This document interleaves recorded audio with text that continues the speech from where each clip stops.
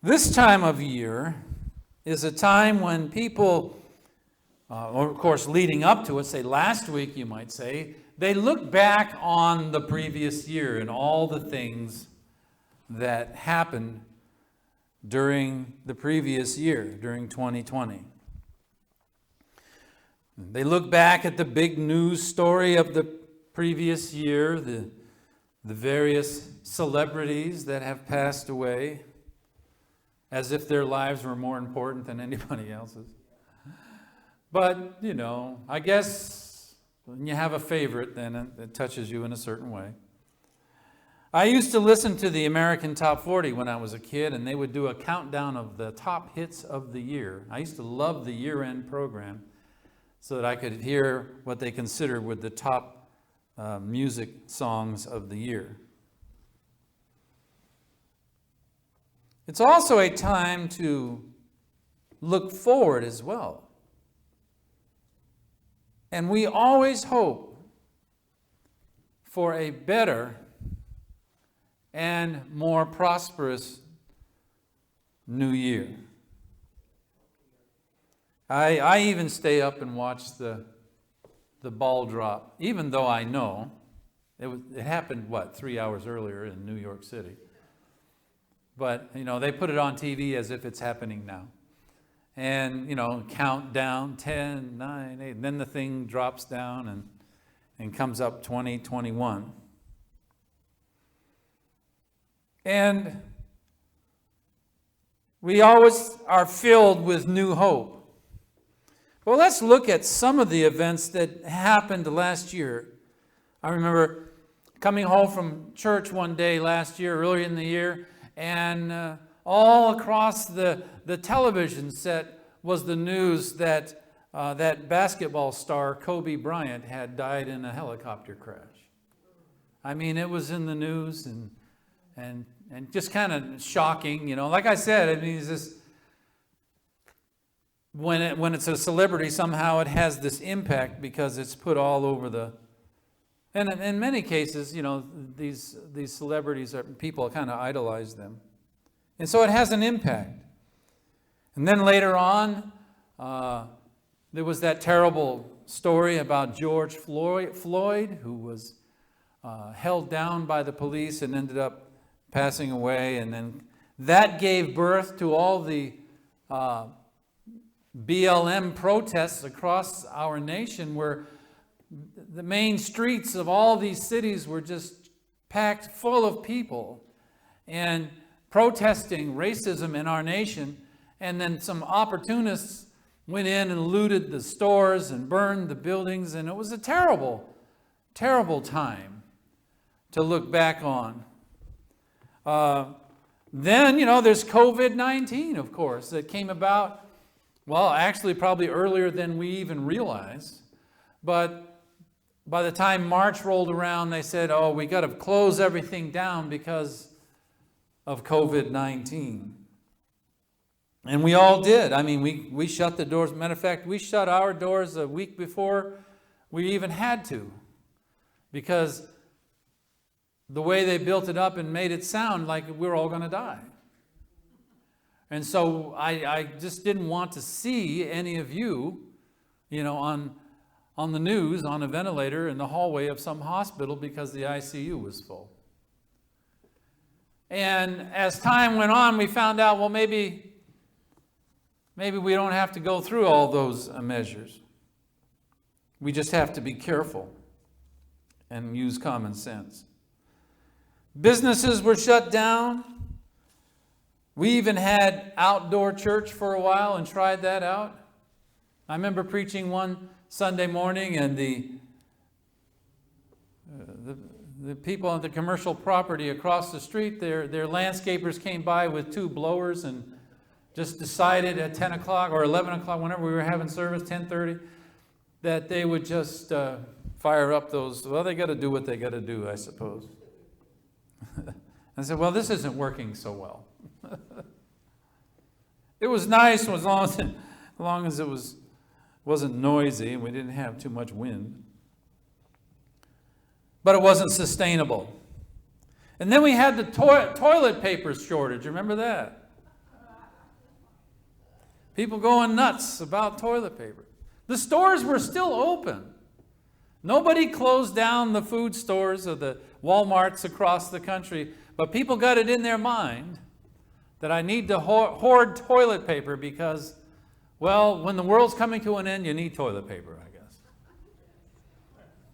So, let's go get it and get as much as we can. And then toward the end of the year, we have the election results, which we're not sure, even to this day, what went on. Some of these events have changed our lives and impacted us in very real ways. And especially like us in the church, there's things that we had to do. There was hoops that we were trying to jump through. And then until we finally realized, hey, if we just stay away from each other like we do when we go to the grocery store and not congregate in small groups close to one another and not be hugging and kissing on one another as much as I'm sure that you like. Some people are huggers. I'm a hugger. But it's best if we don't do that. That we can just go ahead and carry on like we always have. Now, because of 2020, we have to wear masks and practice social distancing wherever we go. And I'm not going to get into a big debate as how effective these masks are. I'm not a scientist. I can't tell. Some say they are, some say they aren't. Depends on what kind you have and how you use it and all this other stuff. I think it's more of a social courtesy now than anything else. But many businesses and churches have closed their doors for good. They were not able to stay open, and so they weren't able to stay open. They weren't able to pay their bills. They had to close their doors. And I wonder what will become of the airlines and the cruise ship industry. The airlines are being propped up by the federal government right now. And the cruise ship industry, I don't know what they're going to do. So life has impacted the nation and the world this 2020 year. Looking back at 2020, it's off the top of your head, it's kind of difficult to think of something really good that happened. You know, we have a tendency to focus on all the bad things, and it's kind of hard to think of the good things. I drive by that care home that's on the corner of Cohasset and Lassen. And they have a big sign out there that says, "Heroes work here." If there's anything to be gleaned from all of this, it's the self-sacrificing work that some people do to help others. But we look back, and though it may be difficult to think of something good that we can hang our hat on and say this was good, we still should be thankful for the things that God has given us. If we still have a roof over our head, if we still have food to eat, we still have these necessities of life, God has been good to us. The world is going through a time of change right now. And even though I pray that we get back to a normal life, I'm not sure what that is anymore. And if there ever will be exactly, like it was. We just don't know. I don't have a crystal ball, and God hasn't spoken out of heaven to me about what's going to happen in 2021. I was watching people in a concert. My daughter had rented this concert on TV, and I think it was an old one where people could. You look at this concert, and there was all these people gathered in these seats, sitting next to one another. I said, "Remember when we could do that?" You remember we could go to an auditorium or a gymnasium to a graduation or something and everybody could just file in and sit close and you weren't worried at all. You might catch cold, but, if that's the worst, we've all... It seems like it was years ago, and it's not even been a year. To everything, the Bible tells us there is a season and a time to every purpose under heaven. This last year has been a time for changes in our families and in our church families, our church family as well. And some of us, and not just me, have lost close family members. You try to understand it, but after it's all said and done, and even though you tried as hard as you could to save them and keep them alive, they still went to be with Jesus. When it's all said and done, you have to just say, it was their time. It was their... Now, we may not be ready for that time. Right? We're not ready for it. Now, if we know Jesus, we're ready for it.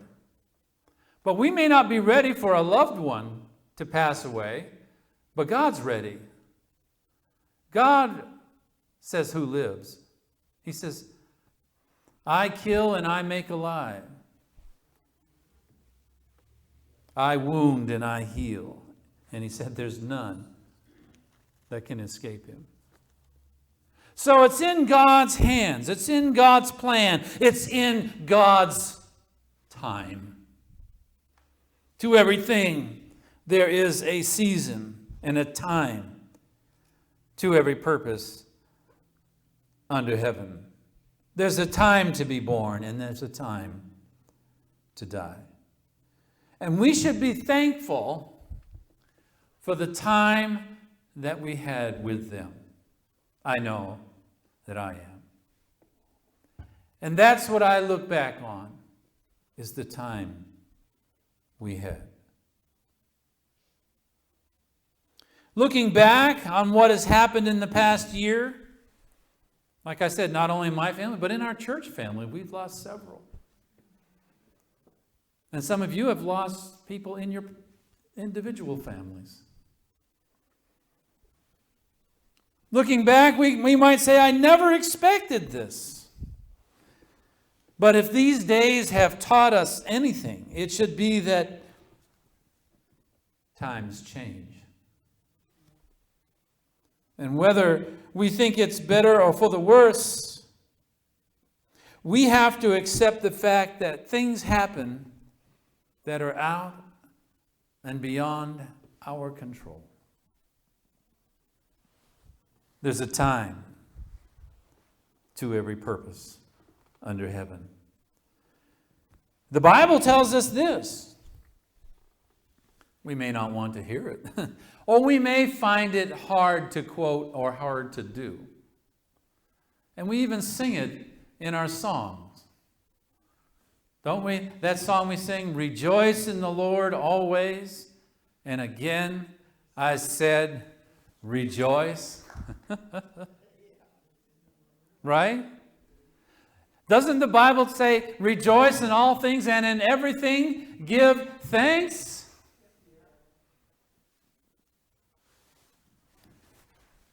These words are easy to say and they're easy to quote.